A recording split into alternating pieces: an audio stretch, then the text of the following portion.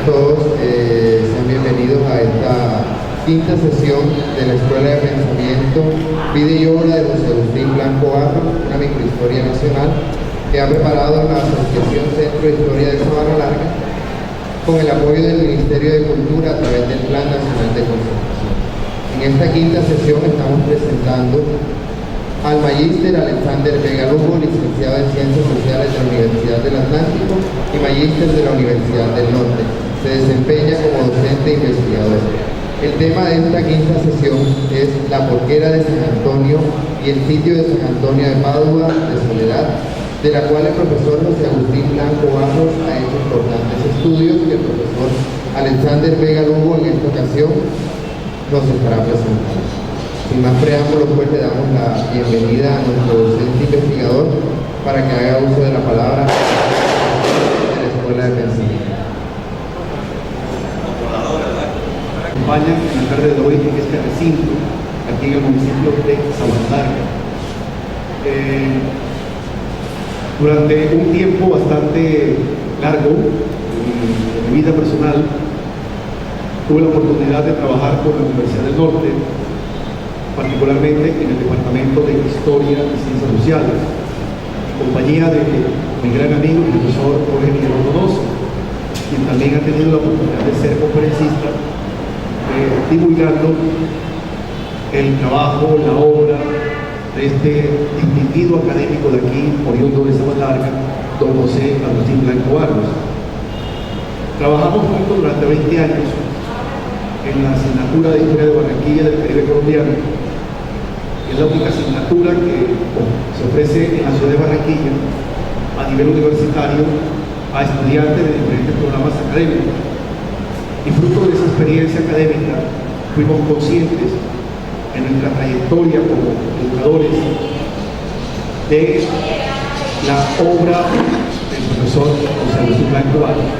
Niña, cállese. Para todos ustedes, en esta tarde tendremos la oportunidad de hablar en particular de algunos de los aportes que realizó el profesor Blanco Barros, específicamente sobre el conocimiento de la historia colonial del vecino municipio de Soledad de Colombia, localizado al sur del distrito de Barranquilla.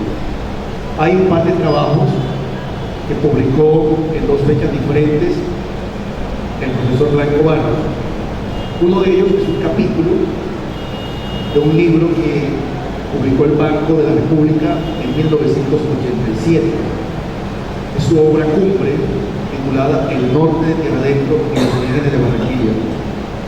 Esa obra, que goza de un gran soporte documental, fruto de pacientes años de investigación. Tengo entendido que él tardó un poquito más de 20 años para escribir la obra en su totalidad. Ahí encontramos un capítulo dedicado a la historia del municipio de Soledad, titulado La porquera de San Antonio y el sitio de San Antonio de Padua de la Soledad, año 1987. Hay un segundo trabajo de él que publicó específicamente en el año de 1990 y lo publicó en forma de artículo titulado Investigaciones sobre el primer censo en Colombia, 1777, San Antonio, Padua de la Soledad. Ese interesante trabajo nos muestra una información valiosísima para aquella persona interesada en conocer un poco toda la dimensión de carácter demográfico o poblacional que tenía el sitio de Soledad finalizando el siglo XVIII, cuando España estaba siendo gobernada por la dinastía de los Borbones. Recordemos que los Borbones es una dinastía de origen francés y que tiene un criterio administrativo completamente racional. Impulsó una serie de importantes reformas que tuvieron un fuerte impacto en la vida social, política, económica, tributaria de sus colonias, finalizando el siglo XVIII. Entonces hubo un censo adelantado por Juan García Turín, que ocupaba el cargo de Justicia Mayor en el llamado Partido de Tierra Adentro, lo que hoy es el departamento del Atlántico. Entonces tenemos, en principio, esas dos obras fundamentales relacionadas con el municipio de Soledad. Esta segunda obra fue publicada en la Revista Colombiana de Estadística en la ciudad de Bogotá en el año 1990. Y tal como lo estoy señalando, reviste una importancia enorme para entender número de habitantes, distribución por sexo, qué tipo de actividades económicas realizaban los obreros, de dónde venían las personas, los apellidos que con mayor frecuencia se daban en esa localidad en el norte de Jaén. Antes de entrar en materia, quisiera también decir al público que hoy me escucha que tuve la oportunidad de conocer personalmente a Paso Blanco exactamente en el mes de enero del año 2008, cuando gentilmente me aceptó, me recibió en su lugar de residencia en la capital del país, junto con su esposa, la señora Beatriz Barón, ambos muy cordiales, muy acogedores. Tuvimos la oportunidad en esa ocasión de conocer un poco más en detalle toda la producción intelectual que venía realizando el profesor Blanco, sobre todo cuando él fue docente activo en diferentes centros educativos a nivel nacional, como la Universidad Nacional, la Pontificia Universidad Javeriana, entre otros importantes centros académicos del país. Siempre me impresionó de él su sencillez, pero también su rigurosidad académica, su prodigiosa memoria para rememorar, por ejemplo, detalles, datos, nombres, fechas de documentos coloniales que él había encontrado, fruto de una paciente búsqueda en el Archivo General de la Nación. Cuando lo conocí por vez primera, ininterrumpidamente él habló un poquito más de 4 horas sobre temas de geografía histórica que indudablemente contribuyó su gran pasión intelectual. Fruto de eso, naturalmente yo tomé nota y fueron siempre encuentros muy edificantes porque me permitían corroborar el profundo conocimiento que él tenía del pasado y de la geografía de los diferentes municipios que configuran el espacio geográfico del pequeño departamento del Atlántico. Y por esa razón, el profesor Villalobos aquí presente, persona, en alguna ocasión coincidí en que era pertinente, era necesario, de que se hiciera un esfuerzo institucional para recabar toda la producción intelectual y científica de él y que quedaba como un legado para futuras investigaciones de futuros investigadores en el campo de la geografía y de la historia, sobre todo con los problemas que hoy experimenta el mundo entero en materia ecológica y ambiental. Somos de la idea de que sigue vigente ese fecundo legado que nos ha dejado el profesor José Agustín Blanco. El trabajo que inicialmente publicó él como capítulo sobre la porquera de San Antonio, publicado en 1987, ya lo decía en su libro El Norte Tierra Adentro, tiene una importancia fundamental para comprender nosotros la historia de Soledad. Me voy a permitir leer solo el primer párrafo, al principio, porque dice algo muy interesante. Él es consciente de que se requieren a futuro que se adelanten otras investigaciones soportadas documentalmente que permitan enriquecer el horizonte del pasado, en este caso colonial, del municipio de Soledad. Dice lo siguiente el profesor Blanco, que voy a crear aquí la edición nuestra, edición de Norte, en el segundo tomo, Encomiendas a Haciendas y Pueblos, página 255. Fundación de la Porquera de San Antonio. La investigación sobre el establecimiento de barrancas en la ribera izquierda del río Grande de la Magdalena y en territorio del antiguo partido de Tierra Adentro nos lleva necesariamente a la fundación, o mejor, al establecimiento de la Porquera de San Antonio, que al evolucionar hasta convertirse en un verdadero sitio de vecinos libres, dio lugar a San Antonio de Padua de la Soledad. La documentación hallada hasta el presente nos permite conocer solo ciertos aspectos de los orígenes del proceso de transformación del poblado, pero infortunadamente deja indudables puntos oscuros. Estos serán dilucidados únicamente si se les aplica una futura e interesante labor de búsqueda y análisis documental. Este párrafo, que es el párrafo con el cual inicia este capítulo, me parece muy importante compartírselo a todos ustedes. Y quiero detenerme para comentar, porque lo considero necesario, algunas de las ideas que él presenta en esta parte preliminar de su obra. Recordemos que, por ejemplo, los españoles, cuando dominaron estas tierras, estas comarcas acá en América, construyeron puertos ribereños, es decir, a orilla, ya sean de los caños más importantes, o orilla, en este caso, del río Grande de la Magdalena. Esos puertos ribereños recibieron en el contexto colonial el nombre de barrancas. Por eso él menciona el establecimiento de barrancas, es decir, de puertos ribereños que le permitían precisamente a esos españoles establecer vínculos económicos y comerciales con localidades cercanas o vecinas. En segundo lugar, los españoles le dieron el nombre de Partido de Tierra Adentro a ese espacio geográfico que comprende en gran medida lo que hoy es el departamento de Huila. Es para ubicarnos en el contexto. En tercer lugar, el punto de partida del conocimiento de la historia colonial de Soledad tiene como elemento fundamental el establecimiento de una porqueriza, de un criadero de porcinos, que recibió el nombre de su propietario fundador, que era el capitán Antonio Moreno de Estupiñán. De hecho, esta información que el profesor Blanco divulgó en este trabajo está soportada, por supuesto, en importantes documentos que él personalmente encontró en el Archivo General de la Nación. ¿Por qué Soledad, en sus orígenes coloniales, está asociado al comercio de ganado porcino?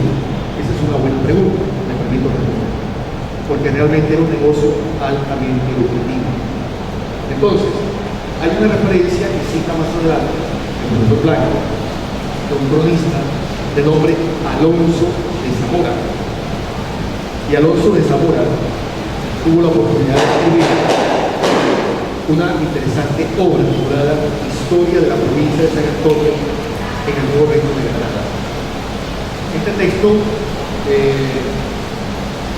bueno, en una fecha más reciente, fue divulgado por la Biblioteca con fecha de 1945 y es la obra que citó el profesor Blanco de ese cronista español Alonso de Zamora. Y dicho cronista dice algo importante sobre el negocio del ganado porcino en los tiempos coloniales, empezando en el siglo XVII.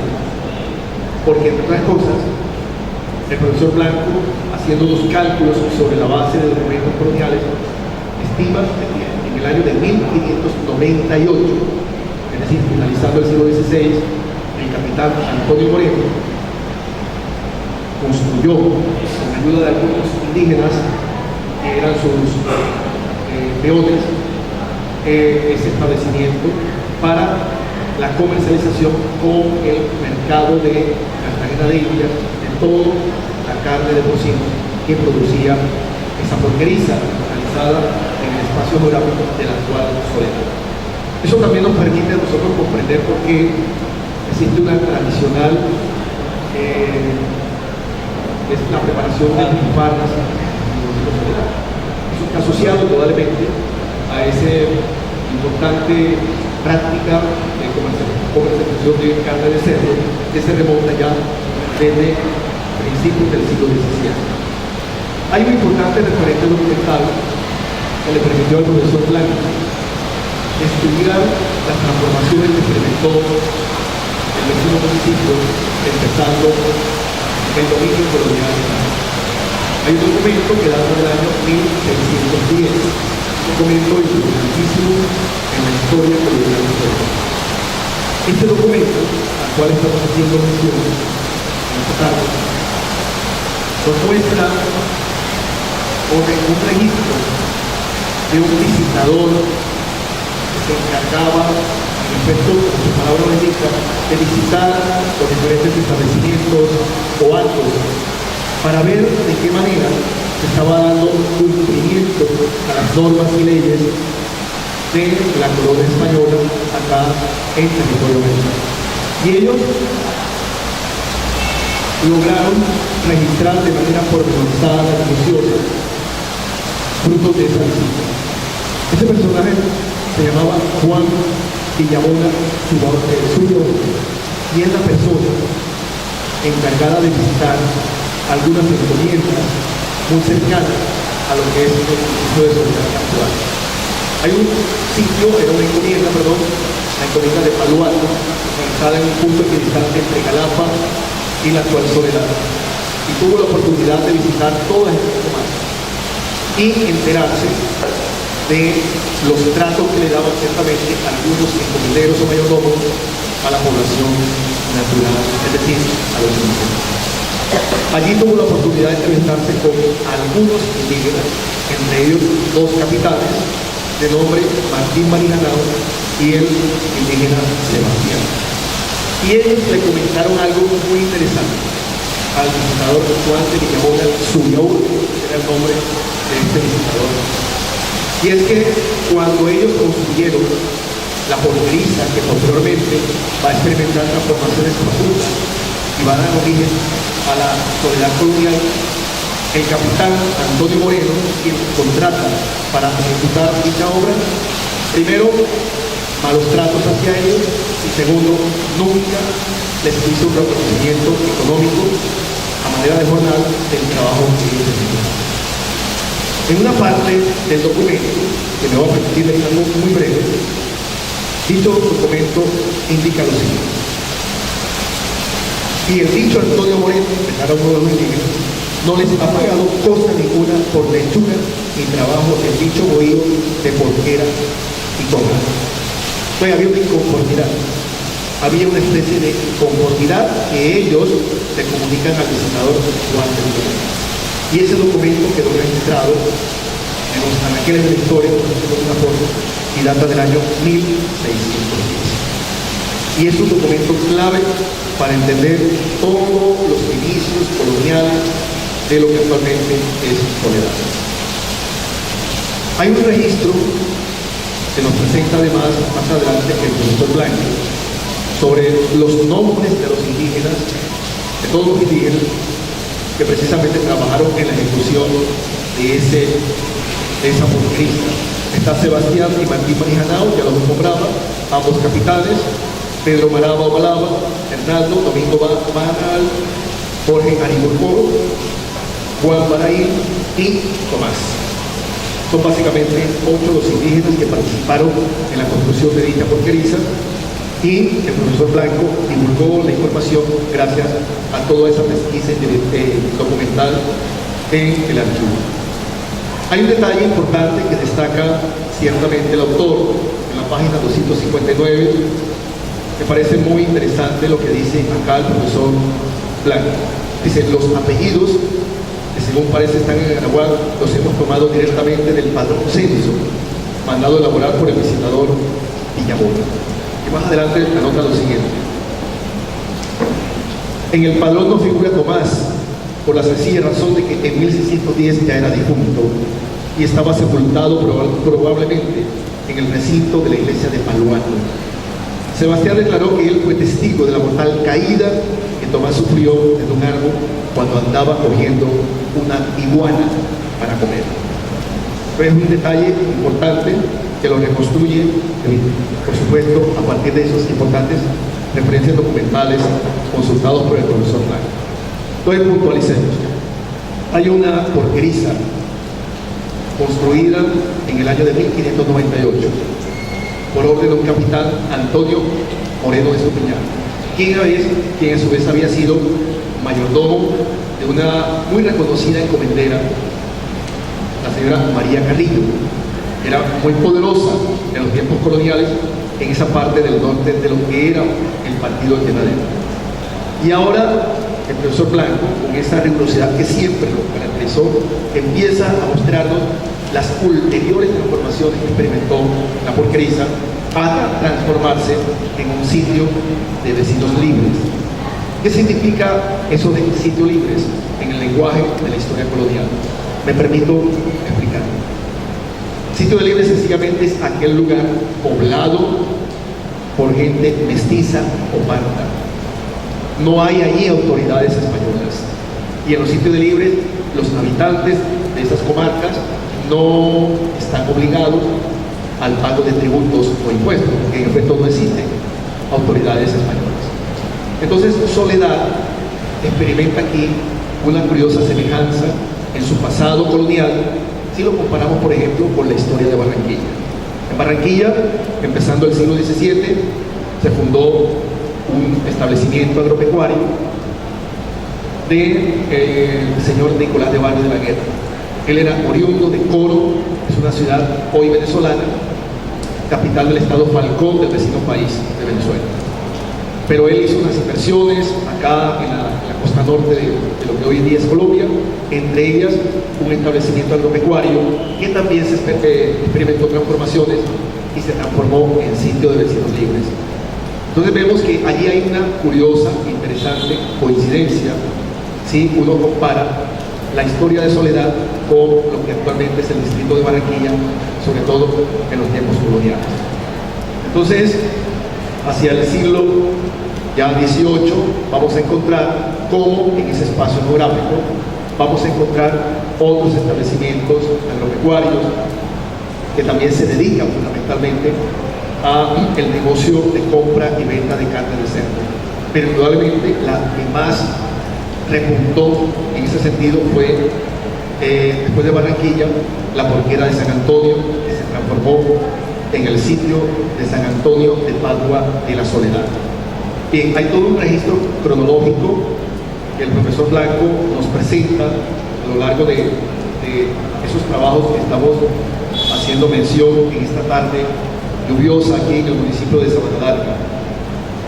Y quiero hacer mención de que empezando ya el siglo XVIII, cuando en España se da un cambio de dinastía, primero eran los Austrias o Habsburgos, ya para 1713, los Borbones, que son de origen francés, empiezan a gobernar el Estado español.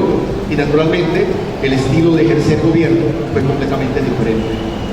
Entonces vemos que empieza Soledad a experimentar una consolidación como sitio de libres. Y en los documentos encontrados en Bogotá, en el Archivo General de la Nación, ya figura como el sitio de San Antonio de Padua de la Soledad. Entonces vamos a encontrar en esa localidad la presencia de muchos vecinos, ¿verdad? Algunos tenían ciertos vínculos y comunicación con el vecindario de Barranquilla, ¿ya? Y hay algunos personajes que participaron en la compra y venta de tierras. Se destaca, por ejemplo, Alonso Telles y su esposa Antonia del Campo. En las tierras llamadas de Carretal, muy cercano también a ese espacio geográfico que estamos indicando. Pero lo más importante que ocurre en el siglo XVIII no es la maduración, no es solamente la maduración de Soledad como un sitio de vecinos libres, sino otros cambios que me voy a permitir señalar a continuación. Finalizando el siglo XVIII, Soledad se hace el censo, exactamente en el año de 1777, y vamos a encontrar una presencia significativa de seres humanos viviendo allí. Exactamente 2.062 personas ya vivían en Soledad en ese momento. Los cambios, o mejor dicho, las razones que explican el por qué se adelantó ese censo, quizás obedecen a razones de carácter tributario, de carácter fiscal, y había un interés tipo ejecutivo que tenía la corona española en ese momento. Hubo una real cédula en Valladolid, España, mediante la cual la corona española ya había dispuesto, ya había tomado la decisión de que en todas las provincias, en todas las colonias acá en América, se adelantaran padrones o censos, con el propósito de determinar el número de sus habitantes. Los primeros censos que se dieron en América fueron en Cuba y en Nueva España, es decir, lo que actualmente es México. Volviendo al caso de Soledad, hubo un personaje clave que adelantó ese padrón en todo el espacio geográfico del partido de Tierra Adentro, hoy Departamento del Atlántico. Era la Justicia Mayor, Juan García Turín era su nombre, y fue bastante meticuloso en registrar la información. El profesor Blanco siempre tuvo una actitud amable y generosa hacia el profesor Villalón, hacia mi persona. Tuvo la gentileza de obsequiar copia del documento original del censo que adelantó Juan García Turín a fines del siglo XVIII, ¿verdad? Y aquí en este tomo número 3 aparece la información de dos importantes municipios del Atlántico, Malambo y Soledad. Y naturalmente con esa preciosa caligrafía que lo caracteriza, él hizo la presentación del tomo número 3, anunciando allí el contenido del documento original que él descubrió en el Archivo General de la Nación y que le permitió básicamente estudiar a fondo todas las transformaciones que en materia de geografía histórica se dieron en el paisaje geográfico de lo que hoy es el Atlántico. Soledad tenía 2.062 habitantes. De esos, el 51%, es decir, 1.056 eran mujeres o del sexo femenino. Y 1.006, es decir, el 48% eran varones, eran mujeres y niños también. El censo tiene una información muy interesante porque nos presenta, por ejemplo, las estructuras de las familias, la forma de la organización de las viviendas, la apropiación del espacio. Además, habla datos sobre el número de hijos por cada familia, ¿ya? Por ejemplo, destaca en uno de los apartes del mismo cómo habían 30 familias que no tenían hijos, de esos 2.062 personas que habitaban en Soledad en ese momento. O como por ejemplo había 3 familias que tenían cada una 10 hijos. Toda esa información muy interesante para aquella persona curiosa e interesada ya en estudiar detalles de la parte demográfica de esa localidad a la cual estamos haciendo mención. Hay algunos detalles que me parecen también dignos de ser mencionados en esta presentación, que tiene que ver, por ejemplo, con la presencia de catalanes, personas que venían de Cataluña y que tenían presencia en Soledad. Exactamente, el profesor Blanco, en la edición que estoy señalando, en la página 313 y siguiente, destaca lo siguiente, en el subtítulo Aspecto Social y Cultural. Como toda sociedad de la época colonial, la de la Soledad estaba estratificada, jerarquizada. La franja superior estaba constituida por gente europea de origen europeo, entre las que figuraban españoles oriundos de Cataluña. Un generalizado distintivo de esa capa era el usual título setón o doña. Entonces ahí destaca muchos de esos elementos. Ya sabemos nosotros, sobre todo, y aquí hago una relación con otro de los aportes realizados por un gran historiador colombiano, quizás el más importante, al igual que el profesor Blanco, que es Jaime Jaramillo Uribe, que fue profesor de la Universidad Nacional en la capital del país. En la década de los años 60, ese gran académico, oriundo de Antioquia, Abejorral, para ser específico, publicaba un interesante ensayo titulado Ensayos, que nos hablan del aspecto social de la sociedad colonial en el territorio de la Nueva Granada. Y tiene un capítulo interesante sobre el uso del tono como un elemento de diferenciación social. Evidentemente, en Soledad también se ve reflejada esa tendencia que era predominante en los tiempos del dominio español. Como otro dato importante, en el censo de 1777, hay un detalle, o un dato, para ser específico, él toma de un gran intelectual, de un gran dirigente político y militar, llamado Juan José Nieto.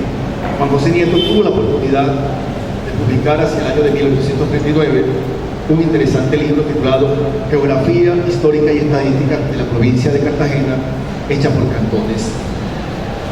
Y allí él incorpora una interesante reflexión sobre lo que era soledad. Y quiero leerla específicamente. Es una cuestión muy importante. Dice: la población de ambos sexos es tan laboriosa y activa que hasta los jóvenes de la primera sociedad se ocupan frecuentemente en tejidos finos y curiosos, como calzonarias y otros que han adelantado hasta la perfección. Hay una gran parte de los hombres ocupados en la pesca y todos ellos se sacan soldados bizarros y valientes. La educación ha sido allí siempre bastante y se puede decir que Soledad es una de las poblaciones que aventajan en esto a los demás lugares de la provincia. Fíjense cómo está destacando el hecho de que para ese entonces, estamos hablando de 1839, Soledad tenía un buen modelo educativo. Contrasta con la realidad que yo observo, sobre todo en las escuelas públicas de ese municipio. Yo soy educador y trabajo en el municipio de Soledad en una escuela oficial desde hace 10 años, localizada en toda la plaza, diagonal a la parroquia San Antonio de Padua. Y lo que uno observa desde el punto de vista social educativo no es nada alentador. Cuando uno ve todo ese profundo desarraigo en que muchos niños y jóvenes de los estratos populares realmente no quieren educarse en su gran mayoría. Y es un reto, un desafío para nosotros que somos educadores. Pues bien, quiero entonces, en términos generales, ir retomando muchos de los elementos que ha venido, que aportó el profesor Blanco sobre lo que hoy es el municipio de Soledad.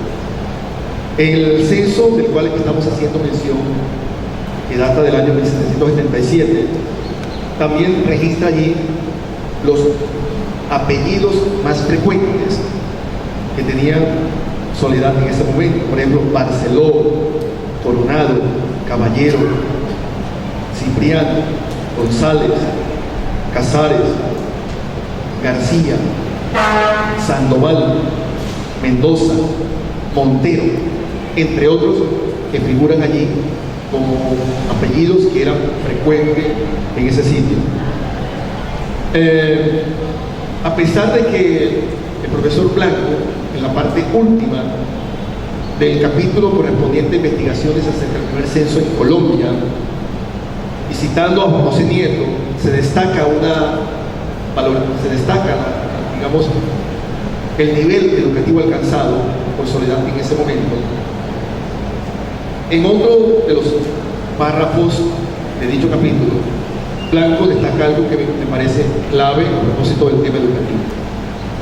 Es el nombre del único estudiante de 10 años, cuyo nombre era Ignacio Caballero Camaño. Es decir, en el censo de 1777, el empadronador Juan García Turín tuvo de pronto esa actitud, ¿no?, de haber registrado el nombre de un niño de 10 años que en ese momento estaba recibiendo la educación. Destaca además que el sacerdote, de nombre Enrique de Luna, quien tenía 44 años de edad, también asumía el rol de maestro, enseñando muy seguramente el catecismo católico y toda la doctrina católica a los moradores, sobre todo a los niños, quienes iban a la escuela con el propósito de aprender las primeras letras. Por otro lado, y en otro orden de ideas, dentro de las investigaciones adelantadas por el profesor José Agustín Blanco Barros sobre lo que hoy es Soledad, hay una información valiosa sobre la parroquia, y es que Soledad fue primero parroquia que Barranquilla, y la fecha de la construcción de dicha parroquia es del año 1743. Hay un importante documento corto que él encontró en el Archivo General de la Nación, y es un documento ligado a la forma, al origen de cómo fue construida la parroquia San Antonio de Soledad. Hay un grupo de ciudadanos que se reunieron, elaboraron una carta y se la dirigieron al Cabildo Eclesiástico que tenía sede en el vecino puerto de Cartagena de Indias. Entonces ese documento lo encontró el profesor Blanco, ¿ya? Y allí comunican esas personas el deseo de que la ermita que estaba en Soledad fuese erigida en parroquia. Y fruto de esa solicitud se tomó una decisión favorable, de tal manera que para el año de 1743 ya la porquera de San Antonio, que ha experimentado esta transformación en sitio de vecinos libres, alcanza un nuevo estatus muy importante, que es el estatus de parroquia. Ese documento él lo encontró en el Fondo de Poblaciones, tomo número 10, y ahí aparece el número del folio donde está esa información. ¿Quiénes firmaron el documento? Aquí aparecen sus nombres: don Pedro de Vivanco, don López Tafur de Leiva, don Simón Chacón, don Bartolomé Narváez. Son las personas oriundas allí de Soledad quienes solicitan entonces al Cabildo Eclesiástico de Cartagena el hecho de que la ermita sea transformada o reconocida como parroquia. Y a partir de allí el estatus de Soledad alcanza un nivel ya de mayor organización y de presencia institucional de las autoridades españolas. Bien, es digno también de mención el hecho de que algunas personalidades prestantes muy poderosas en términos económicos y también de un prestigio político tuvieron presencia en Soledad en el siglo XVIII, y de esa razón también da cuenta el profesor Blanco. Hay un personaje de nombre Andrés de Madariaga, ¿ya? También conocido como el Conde de Mestalla, muy conocido en ese entonces por ser propietario de vastas extensiones de tierra. Inclusive en lo que hoy es el departamento del Magdalena también tuvo tierras que eran de su propiedad, y él tuvo también vinculación o vínculos con la parte política en la naciente Soledad de ese momento.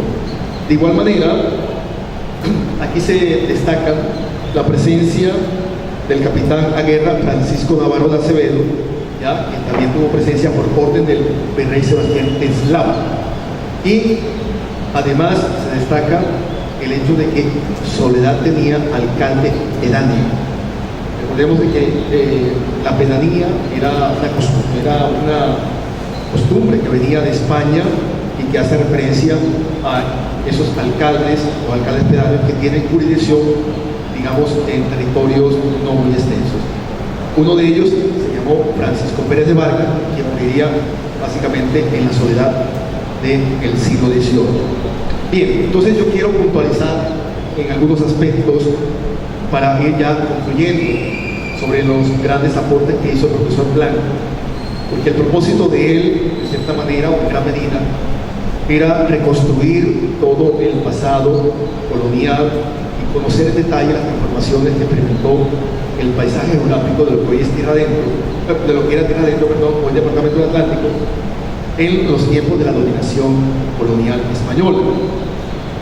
Entonces, el punto de partida es el establecimiento de la porquera, que era propiedad del capitán Antonio Moreno Estupiñán. Luego, como experimentan transformaciones ulteriores y se transforma en sitio de vecinos libres, lo cual significa de que hay una presencia creciente de mestizos y de párvulos, ¿ya? Y, por otro lado, hacia el siglo XVIII ya vamos a encontrar, hacia el año de 1743, un nuevo estatus institucional en Soledad, y es el reconocimiento de esta como parroquia. En tercer lugar, estamos señalando también la presencia de alcaldes pedáneos como Francisco Pérez de Vargas y algunos personajes de un gran reconocimiento social y económico, como es el conde de Petagua, cuyo nombre era Andrés de Madariaga. Y por otro lado, cómo era Soledad en términos poblacionales o demográficos a partir de la información del censo que adelantó Juan García Turín en el año de 1797, indicando de que Soledad tenía en ese momento 2.062 habitantes en ese sentido. Actualmente, de acuerdo con alguna información no corroborada todavía documentalmente.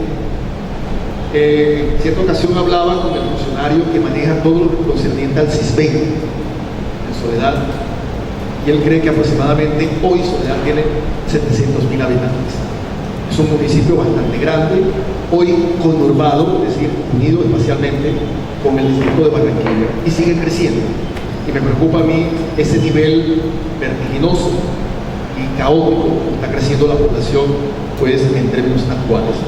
Hay otros datos adicionales que en materia económica destacó Juan García Turín cuando adelantó el censo. Por ejemplo, los tipos de actividad económica que imputaban los habitantes. Habían traficantes, mercaderes, ¿verdad? Personas que participaban también en negocios de alquiler de viviendas, algunos tenían uno que otro esclavo, etc. Pero ya para ese entonces, naturalmente, es mucho menor la población negra, aunque en Soledad había 66 en relación con otros municipios que hacen parte del Atlántico. Había un sacerdote, 362 cabezas de familia, 1993 almas, indígenas solo 3, negros 66, para un total de 2.062 habitantes. Habían 294 casas y un promedio de 7 personas por cada una de las viviendas en ese momento. Número de familias incluidas 68 y un porcentaje que alcanzó el 18,7% de personas que vivían en condición de alquiler. Un último aspecto quiero mencionar a propósito de las investigaciones que adelantó el profesor Blanco sobre Soledad, y tiene que ver ya con cuando se inicia el proceso de independencia. Algunos de los pueblos o de las localidades abrazaron, digamos así, favorablemente la causa patriota. Y fruto de ese esfuerzo, saben que Barranquilla y Soledad recibieron el estatus de villa, y eso les permitía tener ya presencia de cabildo y básicamente cobrar impuestos a sus habitantes.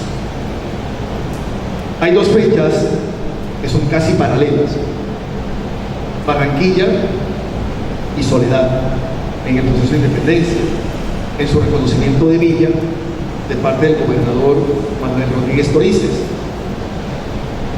8 de marzo de 1814 es la fecha documentalmente confirmada cuando Soledad se le da el estatus de villa, y en el caso de Barranquilla es el 7 de abril de 1813 por el mismo personaje, Manuel Rodríguez Torices. Cuando uno mira los documentos que el profesor Blanco encontró, hay algo valiosísimo relacionado con la participación de Soledad en el proceso de independencia. Hay un trabajo que se publicó del profesor Blanco. Él investigó a un militar, Blas Barros Moñoro,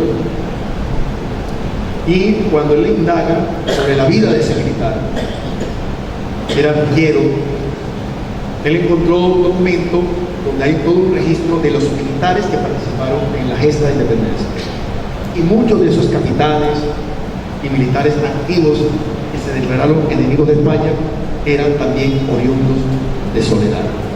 Entonces, ¿a qué conclusión? Es evidente que la conclusión aflora en el debate, y es que Soledad participó fundamentalmente en términos que fueron favorables al desarrollo de la independencia. Sin embargo, es bueno también señalar lo siguiente: como el libertador Simón Bolívar también estuvo de paso por Soledad, y en ese sitio escribió algunas de sus más importantes cartas ya en su última etapa de su vida, fue acogido por un personaje llamado Pedro Juan Bisbal, lo que hoy es el Museo Bolivariano en Soledad. No sé si ustedes lo conozcan. Allí residió ese personaje que era recaudador de impuestos, y allí Bolívar estuvo varios días en presidencia de ese personaje. Entonces, fruto de ese hecho histórico, más adelante dos grandes historiadores presentaron versiones un poquito controvertidas, sí, muy interesantes. Les fallecido profesor José Lobo Romero y el profesor Dolcey Romero Jaramillo, quien encontró el testamento de Pedro Juan Bisbal allá en el Archivo General de Indias en Sevilla, España, y escribió un interesante trabajo sobre ese personaje que nos muestra una relación con el libertador Simón Bolívar. Pero independientemente de sus aportes, el profesor Blanco también destaca, y con base en documentos ya republicanos como Soledad, algunos militares fueron ciertamente leales a la causa patriótica. Podemos entonces concluir de que a fecha de hoy, el único historiador que ha escrito con base en fuentes de archivos, con base en documentos de archivo, dos importantes capítulos sobre la historia de Soledad en los tiempos coloniales, es el profesor don José Agustín Blanco Barros. Hay otros trabajos menores, pero indudablemente su aporte se destaca por la rigurosidad y el manejo profesional de las fuentes. Quiero terminar con lo siguiente.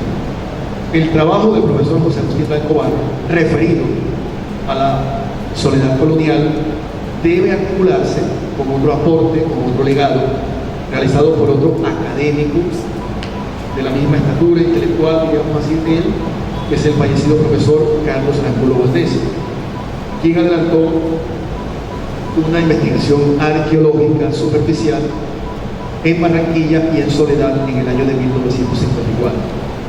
¿Qué demostró esa investigación? De que en efecto hubo asentamientos humanos que vivían de la recolección y caza y consumo de moluscos en el perímetro de lo que hoy es Soledad, sobre todo en la parte sur, en un lugar llamado El Chuchal, que es un barrio muy localizado al sur de ese vecino municipio. ¿Y a qué conclusión se llega? De que la presencia de seres humanos es anterior, es de varios siglos antes de la llegada de los españoles a territorio americano. Entonces vemos que esos aportes están circunscritos en un horizonte temporal de muy larga duración.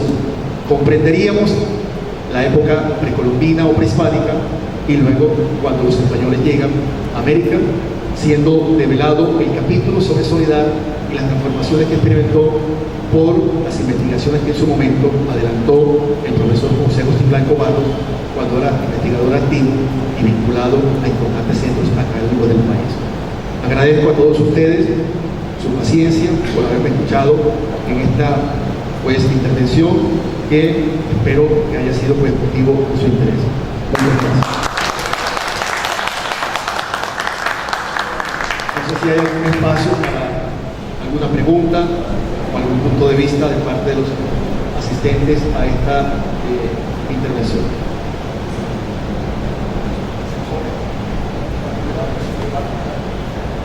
Agradecemos la intervención del profesor Alexander Vega y pues ahora abrimos el espacio de preguntas para que podamos escuchar mejor. Se acercan acá a la tarima y pues les cedemos el micrófono. Público, ¿tiene alguna idea? Parece emocionante para mí después de tantos años aquí en Sabana Larga, un acto destacando el trabajo investigativo de José Agustín, que ya este año fue el 1 de abril. Dos cosas quería decir. Me parece pues que Barranquilla y Soledad, hoy ciudades, municipios autónomos, aunque conurbados, nacieron en condiciones bastante similares. Y la presencia de Chuchal, etc. Ambos surgieron como sitio de vida. Habría algunas diferencias, sí, de que existió en el cercano al centro histórico de Barranquilla un lugar, un pueblo de indios que se llamó Camacho y que luego desapareció por órdenes del alcalde ordinario de 1559 de Cartagena. Pero ahora el Chuchal, como él lo menciona, bien sería una similitud, pero ambos nacieron como sitios de libre y creo que eso los marcó y ha sido siempre un factor a favor que en este momento quizás no se esté utilizando, pero en cualquier momento ambas ciudades ya conurbadas ya podrían utilizar en el siglo XXI buscando nuevos grupos económicos sobre todo. Ya creo que van a seguir hermanadas las dos ciudades porque se parecen bastante. En otros aspectos se parecen también por la cosa del carnaval. En ambos lugares es cuna de grandes músicos y de la fiesta popular más importante de Colombia. Creo, debido al intenso mestizaje sin preponderancia ni de uno ni de otro.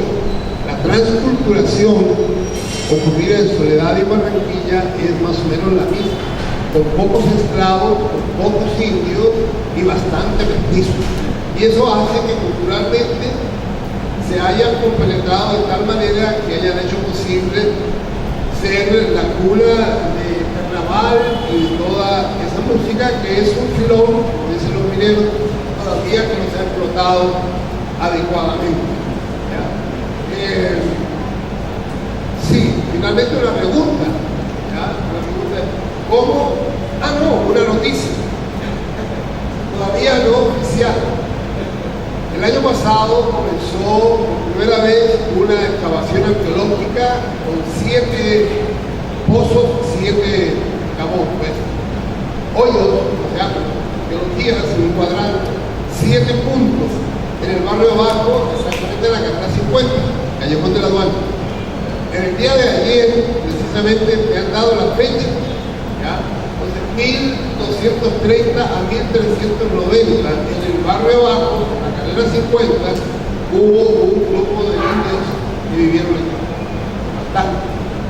Se fueron en 1390 y el barrio abajo quedó vacío. Cuando llegó Pedro de Heredia, el 21 de marzo de 1533, con Gonzalo Fernández fue que ahí no vio nada, solo un paradero de canoas. Eso quiere decir que para la gente del barrio abajo van a tener que reescribir su historia, porque es quizás el lugar antiguamente más poblado, pero se interrumpió porque los indios se fueron. Y eso también en las futuras investigaciones hay que incluir ese aspecto, ¿no? De que los indios que vivieron acá en la ribera occidental del río Magdalena, ¿sí?, en su ciénaga Cicaño, porque al otro lado no hay ciénaga Cicaño porque el río va hacia el norte y va buscando la salida hacia occidente y genera todo el sistema de caños de Soledad, de los caños y de esas ciénagas que ya son caños o los han cercenado. Por eso es más habitable la ribera izquierda de Barranquilla y Soledad que la ribera de Santa Marta, que sería el departamento actual de Magdalena, de la provincia de Santa Marta. Ya, esa fecha, estas excavaciones que hicieron, va a obligar a reevaluar todo el tema de los orígenes de Barranquilla y de Soledad. La pregunta es posible hoy ampliar lo escrito ya por José Agustín Blanco? Es decir, ¿por qué fuentes documentales? ¿Dónde están? ¿Y de qué manera se podría ampliar el conocimiento? Realmente me enteré, ahora que veníamos en camino hacia Sabana Larga, la conversación que manteníamos, y me alegra, me satisface que ya estén arrojando resultados las investigaciones que están adelantando los arqueólogos vinculados a la Universidad del Norte.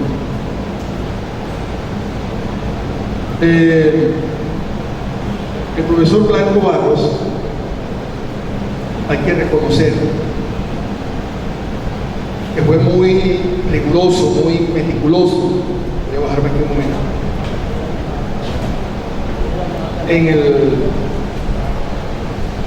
En sus estudios, un hombre de ciencia, muy serio, muy entregado al conocimiento. Y él escudriñó muchos archivos, principalmente lo que hoy es el Archivo General de la Nación. Tenía una gran ventaja: él sabía paleografía. Y de hecho, muchos de los documentos coloniales descubiertos por él, que tienen relación con la historia y la geografía de lo que es el Atlántico, él hizo las transcripciones paleográficas Y naturalmente uno puede ya comprender, entender lo que es un documento. Su impecable caligrafía me ayudó mucho también en ese aspecto. El conocimiento de la forma como escribían los escribanos o amanuenses de la época también fue favorable. Y yo creo, para responder la pregunta del profesor Villalobos, que un ejercicio parecido a ese se tendría que hacer en el Archivo General de Indias en Sevilla, España. Y lo digo, entre otras razones, porque a propósito del personaje Pedro Juan Bisbal, el profesor Dolcey Romero de la Universidad del Atlántico, quien es investigador, estuvo en Sevilla, él descubrió en ese archivo el testamento de ese personaje, quien residió en lo que hoy es Soto. Es el que recibe al Libertador en lo que hoy es el Museo Bolivariano.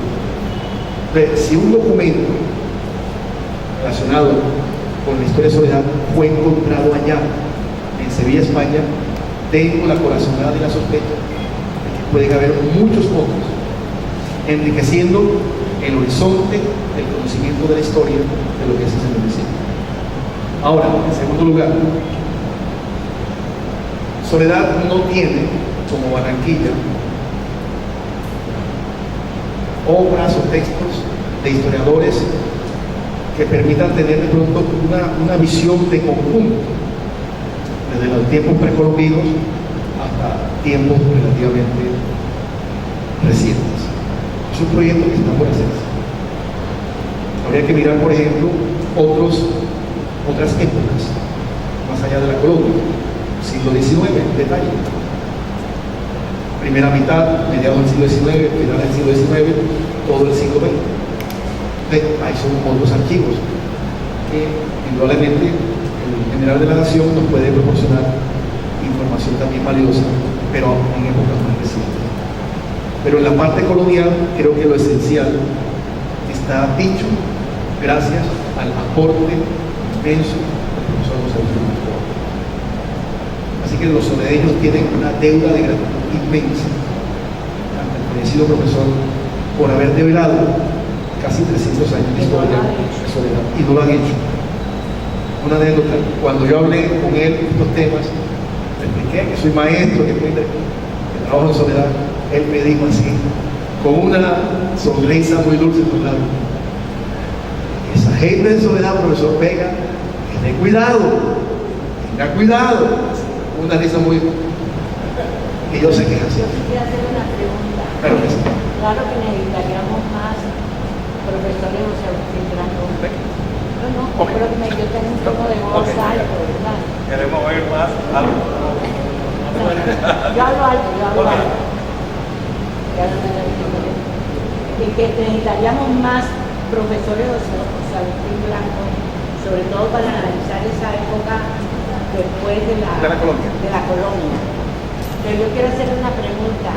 La investigación hecha por el profesor José Agustín Blanco, ¿qué tiempo comía, si tenemos en cuenta que nos estamos yendo para 1830 con los también que hay en el barco abajo? Entonces, ¿qué tiempo comía de investigación hecha por el profesor José Agustín Blanco? ¿Y qué podría hacerse allá en Sevilla con otro José Agustín Blanco para investigar esa época de 1830 donde empezó José Agustín Blanco? Bueno, él no se interesó, él no estudió o no se dedicó a estudiar. Investigó la palabra investigar. Si él no investigó o no se dedicó a investigar la época precolombina. Eso es propio de los arqueólogos. Él miró fundamentalmente los tiempos coloniales, es decir, cuando España ejercía dominio en estas comarcas.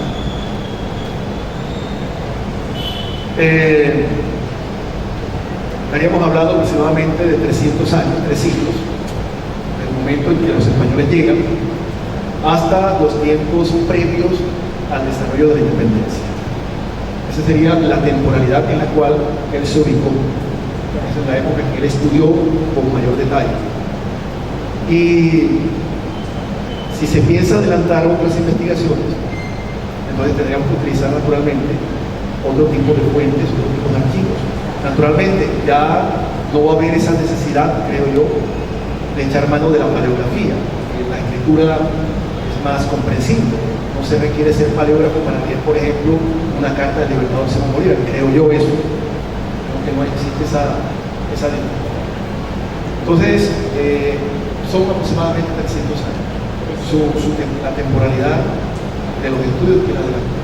Ahora, eso requiere de mucho tiempo, de mucha paciencia. Y digo esto porque él no trabajó con computadores, sino con máquina de escribir y también en forma manuscrita. Él me mostró la máquina donde trabajaba y tengo entendido que la obra El Norte Tierra Adentro, que publicó el Banco de la República hacia 1987, tardó 22 años en escribir. Ojo, 22 años en escribir. De su existencia, y le pregunté, ¿usted cómo trabaja, profesor? Me decía, cuando ya vengo de mi trabajo, de enseñar en la universidad, etc. Bueno, estoy aquí en la casa, ¿sí? Yo espero que todo el mundo se vea. Todos los días, aproximadamente hasta las 11 o 12 de la noche, me quedo leyendo trabajo, haciendo las investigaciones que son algo de mi interés. Y de esa manera fue avanzando en la reconstrucción de esa cosa. Ahora, hay varios factores de su formación que indudablemente contribuyeron a hacer ese gran aporte académico. Recordemos de que fue becado y estuvo en Japón estudiando geografía, recibió la influencia de grandes académicos vinculados a la Escuela Normal Superior, académicos españoles, que tenían una gran rigurosidad académica.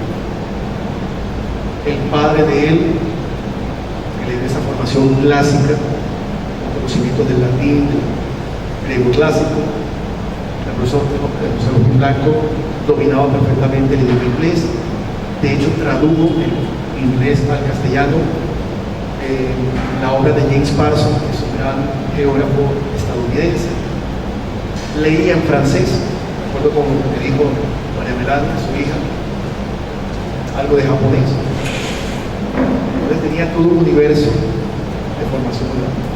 Geógrafo, paleógrafo, historiador, cartógrafo, ese trabajo precioso que por solicitud del gobierno colombiano y el gobierno de César Gaviria, que publicó en el año 92, es un atlas de mapas históricos. Y él me contó, tardé exactamente 6 meses en hacerlo. Es la única obra que por el momento va a ser parte de las obras que estamos editando en la Universidad del Norte en alianza con la Convención, por los concursos de la misma. Gracias. En cierta ocasión, el doctor Barros estuvo en el extranjero Pueblito Viejo, unos 4 personas. Él no solía nunca asistir a un sitio de bebida. Vino con su vestido entero, con su boina y su paraguas, todo un rol. Y nos sentamos allá y tal era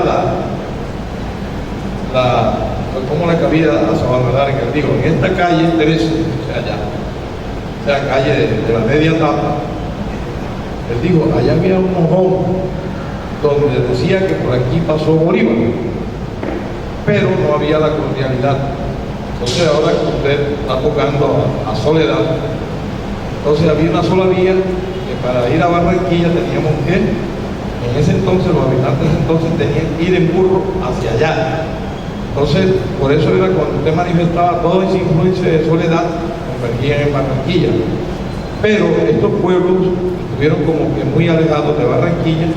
Tanto es así, ahorita que usted hablaba las características de Soledad, fíjense, en el fútbol, Barranquilla se nutría de Soledad en el fútbol, porque había más deporte. Tanto es así que aquí hubo jugadores como Arturo Segovia, muchos jugadores con el Junior de Barranquilla, fíjense, sí, el Fiorillo, eso tiene un contenido histórico, no es casual, pero entonces yo quedé tan contento porque él nunca iba a un sitio de diversión, y afortunadamente una vez en Bogotá, Torollos, cuando entramos a la casa había como 15 metros llenos de libros de lado y lado para poder entrar a la sala de su casa, y se tomó un trago de whisky, nos dio uno me dio a mí y el otro, es más, la esposa me mandó los fotocopias de todos los títulos adquiridos que pasan de los 20. Claro, tengo, porque yo tengo un estadero, museo, para donde tengo, sí, aquí en Sabana Larga, es más, tengo una galería con el nombre de José Agustín Blanco Barro. Entonces, me siento que en mi época trajinar de la cultura he construido en algo al homenaje a este gran hombre que creo que no será superado por estos tiempos. Gracias. Miriam, ¿no? Pero no de Ovalle. No de Ovalle. De nadie. De algún día de algo. Por eso se conserva tan libre. De Dios.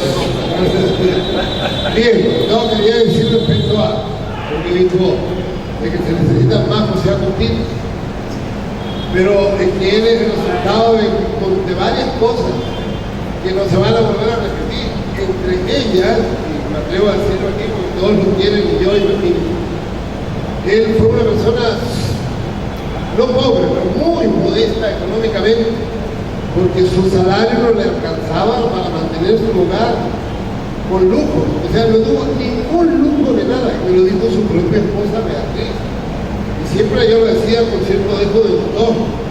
Entonces, él no tenía más que hacer clases, ir a la biblioteca, ir al archivo y llegar a la casa, comer algo y ponerse a trabajar, porque no tenía posibilidad de clubes sociales, ni de automóviles, ni de queridas, ni de trago, ni nada de eso. O sea, ni que hubiera querido, no hubiera podido. Entonces, las circunstancias, o sea, su modestia lo obliga a dedicarse al estudio. Yo no creo que se vuelva a eso. Cada un siglo más o menos se produce una persona tan inteligente como José Agustín. Esperamos que, como aquí la inteligencia peste, entonces que pronto salga otro José Agustín. Punto 2, respecto a las investigaciones arqueológicas.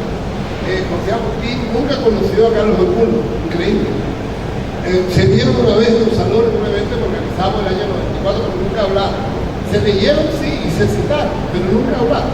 Lamentable. Entonces, José Agustín no se metió con cosas arqueológicas. Él solamente investiga sobre documentos escritos, materiales, etcétera, oficiales. Él siempre dijo, ¿no? Lo que está en la Biblioteca Nacional él ya lo sacó. Ahora, no todos los documentos que están en el archivo de la General de las Naciones en Colombia, en Bogotá. Acá no hay porque razones, por el Instituto Nacional Manual de Verificar, pero todavía en Sevilla no se ha buscado. Entonces, muchos documentos que están allá, que no están acá. Lo que se hizo acá. Esa parte de tener una vasta preparación, porque eso venía también de la influencia de su padre, que para esa época pues tenían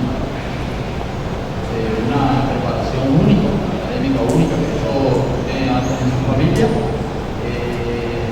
También de sus hermanos dominaban también varios idiomas. Nosotros aquí, somos acá de esta ciudad, podíamos a veces ver la anécdota de algunos de sus hermanos, por ejemplo, sentarse en un juez a la larga leyendo una revista, a veces hasta en alemán, francés, y mucha gente se quedaba, mira, bueno, ¿y qué este señor ahí? Era por esa parte que es importante aportar. Algo que también quiero compartir de la vida de Agustín, por ejemplo, lo que en una ocasión haciendo una investigación de los archivos de Cartagena, no solamente los archivos de la Nación en Bogotá, sino que él era muy ambicioso y sabía que la historia en Cartagena tenía mucho que dar. Esos archivos, y él los manoseó bastante. En una ocasión que hacía una investigación allí, me preguntó el del archivo, disculpe, ¿usted de dónde es? Entonces yo le dije, no, soy de Sabana Larga, porque había llegado como unas 2 o 3 ocasiones yo allí. Me dijo, usted es de la tierra del doctor José Agustín Blanco Alto. Y yo me sorprendí y dije, sí, claro, ¿por qué lo conoce? No, porque es que él pasa a veces hasta semanas y meses aquí metido en esto.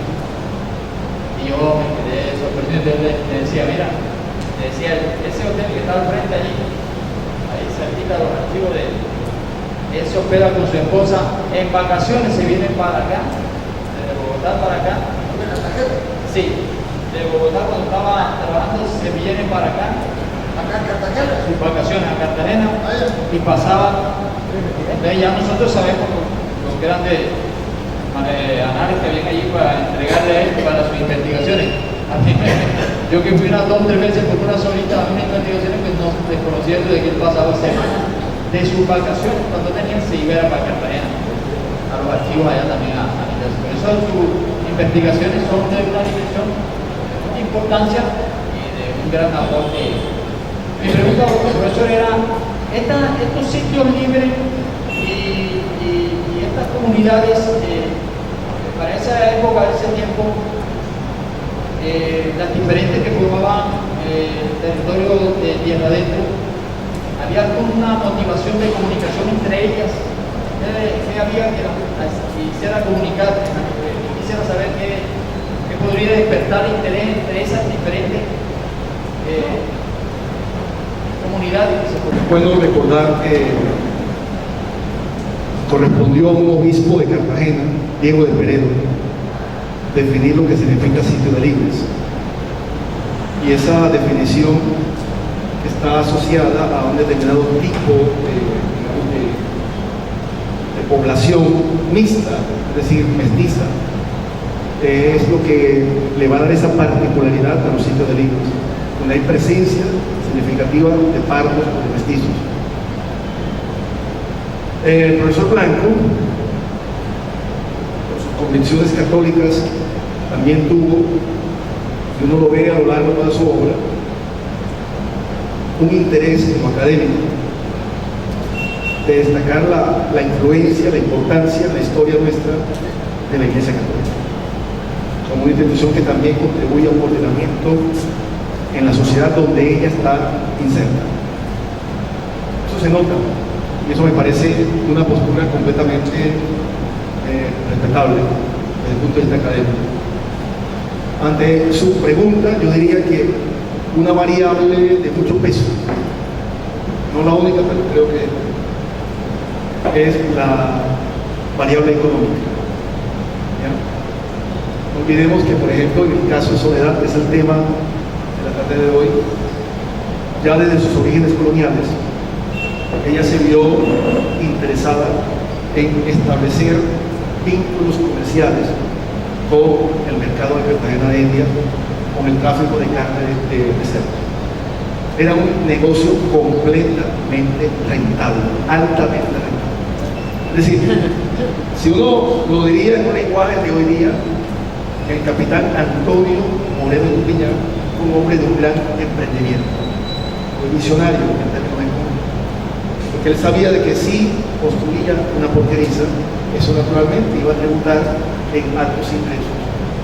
¿Por qué? Porque tenía el estado observando cuán dinámico era ese comercio, sobre todo con Cartagena de India, porque era el más importante puerto que tenía España en toda la parte norte de América del Sur. No creo que sea la única variable, pero creo que es la de mayor peso. Esa parte comercial, esa parte económica. Y lo otro es lo siguiente: si uno mira la historia de nuestros pueblos, y ya no voy a referirme solo a lo que hoy es Colombia, sino al resto de América Latina, a nivel cultural, el mestizaje tiene una importancia fundamental. Inclusive ha sido objeto de reflexión hasta desde la filosofía. Ahí está la obra de ese gran profesor mexicano, Leopoldo Sea, fue profesor de la UNAM de México, tiene escritos que nos hablan fundamentalmente del significado cultural e histórico del mestizaje en América Latina. Y otros grandes, el que fue ministro de Educación de México en los tiempos de Gabriela Mistral, José Vasconcelos, autor del ensayo La raza cósmica, ¿ya? En Colombia están los trabajos de Jaime Jaramillo Vives, en fin, uno mira todo ese aporte. También en México, Octavio Paz, en Laberinto de la Soledad, destacan la importancia de los mensajes, de los culturales, en esa forma de comportarse el hombre latino en relación con su pasado y artículo, tiene que ver fundamentalmente con toda su herencia mestiza, que me parece muy interesante, inclusive hasta la parte del fenotipo, sí, las mujeres latinoamericanas gozan de una belleza muy particular ante el mundo. Esa es una herencia ciertamente necesaria. Usted mencionó un autor de Cuba, ¿no? Fernando Ortiz, contrapunto entre el tabaco y el azúcar. ¿Sí? Y él utiliza por primera vez la palabra transculturación, no aculturación. Acá en América Latina es un trasvasije y una mezcla intensa, diría Carlos Manculo, una amalgama de la biología y la cultura que es única en el planeta. ¿Sí? Que nos habló de los sitios libres. Sitios de libres. Okay. Una pregunta. Sí. Esto se llama ¿Cómo se sitio. conformaban? Y la otra pregunta mía sobre esa es, ¿existió algún conflicto entre esos sitios de libres y los españoles?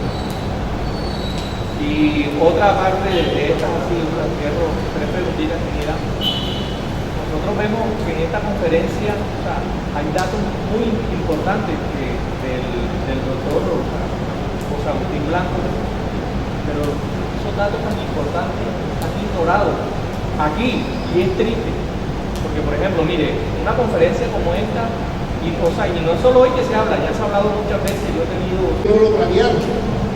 La reina Isabel de Castilla, católica, jamás hubiera permitido el cruce de raza, nunca, menos con los indios ni con los africanos, las africanas mexicanas. Eso fue una contingencia, algo que ocurrió, ya ocurrió, ¿qué vamos a hacer? Entonces, el problema son los cobros de los impuestos y esas cosas. Para Barranquilla siempre era odioso, Soledad también cuando venía la trontadesca española a platillar, ellos venían a platillar porque ellos no estaban empadronados, ellos no eran nada, ellos no eran libres. Como eran libres no lo podían esclavizar, y como eran indios tampoco, ya no había, el color de la piel era un asunto legal. Yo, por ejemplo, si estoy en el año 1700 y ando dando vueltas por aquí, a mí ningún español me va a decir, ándate para allá, para el pueblo de indios, porque soy indio, porque yo me afeito, mi papá está por ahí, por Santa Marta, Cartagena. El ser mestizo era una condición de ser libre por el color de la piel. Y el mulato libre, porque yo no soy esclavo. Entonces, eso, al conformarse esos sitios de libre o cochera, o como quieran llamar, los españoles siempre venían, era un problema porque era gente muy libertina. Y ellos casi no gustaban de los españoles. Y hay esto nos debe considerar que ustedes están trazando una ruta junto con los compañeros del centro historia, y esto va para los compañeros estudiantes, que los principios que buena ahora se preocupan porque es la preocupación de todos nosotros.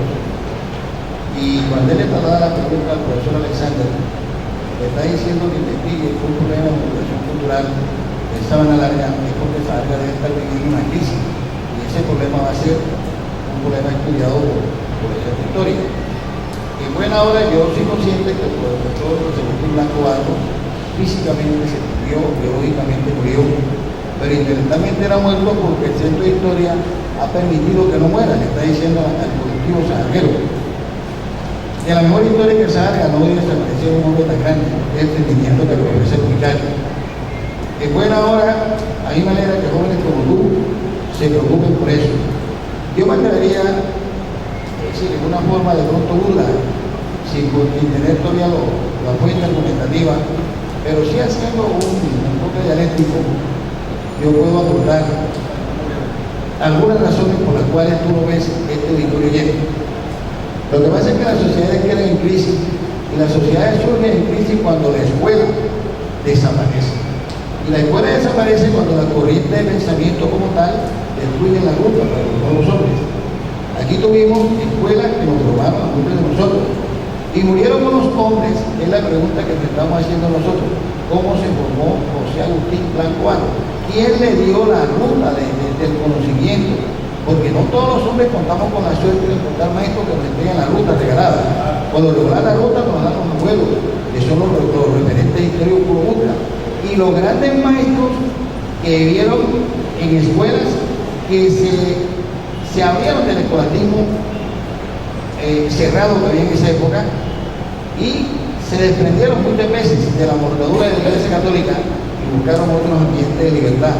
Esos hombres humanistas murieron en Sabana Larga y los que emergieron a reemplazarlo no han dado la talla, ni siquiera nunca han leído un libro de Ramón Rotten al revés para decir que tienen derecho a culturizar a Sabana Larga o de seguir una línea continua. Bueno, recordarles la invitación que el plegable dice el 16 de septiembre, pero se ha corrido esta fecha el 16 de septiembre para el 23.